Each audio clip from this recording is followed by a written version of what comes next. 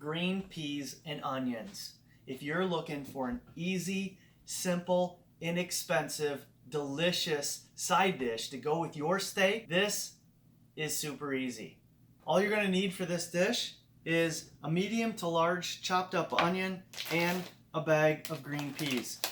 Now, if you can get fresh peas, that's perfect. Otherwise, I use frozen peas because canned peas just are too watery. All right, we're gonna get our pan warmed up and we're gonna start with the onions in the pan. All right, our pan's warm. I always like to start with a nice warm pan because I like to hear that sizzle. Now, this may look like a lot of onions compared to the amount of peas, but the onions will cook down a lot. Plus, I do like a lot of onions. If you don't like so much onions, you can use a small one. But check it out when it's done and see the ratio. I think you'll be surprised. Now we're just gonna let these cook down for probably about 5 minutes or so. And we just want to get these brown, because once you put the peas in, the onions won't brown quite as nice. So I like to get the onions nice and brown before I put the peas in. All right, they've been cooking for a few minutes. You can see I've been stirring them. I'm gonna add just a little bit of butter. And it's this about, I don't know, tablespoon and a half.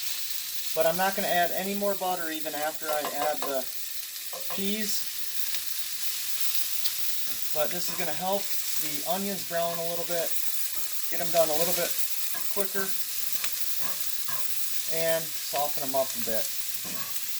Alright, these are browning up nice. Just another minute or two on these. Like I said, the onions don't brown as much once the peas get in the pan. So I like to get the onions where I like them, or pretty close to where I like them, before I add the peas.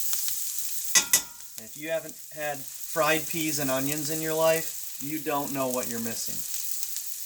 Alrighty, the onions are right where we like them. We're going to get the peas in here. And it's better, these are a little bit frozen yet. It works a little better if they're thawed already, but they will thaw in here. It's just going to take a little longer. Now, I'm not just going to cook the peas, I want the peas brown also. Alright, they're only a couple minutes in, but I want to keep stirring these. Number one, because they were frozen, I want to get them thawed. Then I want to get some crisp on there. Also, we're going to add a little bit of salt. And you're going to salt these to taste. This is sea salt, which, if you ever use pink sea salt, you have to use more of it than you normally would, because it's good for you, but it's weak. Alrighty, just another minute or two on these. You can see how the onions are browning a little, and the peas, you're starting to get a little bit of char on the peas, which is exactly what we're looking for. So I'm going to leave these on about another minute, and then we're going to plate them up. I think we're good. Alright, these have browned up real nice. We've turned the heat off. We're going to go ahead and dish these up right next to our steak, our gorgeous steak here.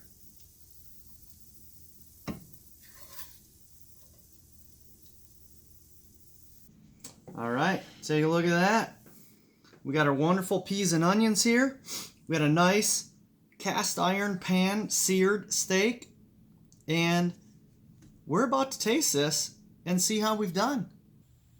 Alrighty, there's only one thing left to do here, and that's taste this. I know it's going to taste good, but just for funsies.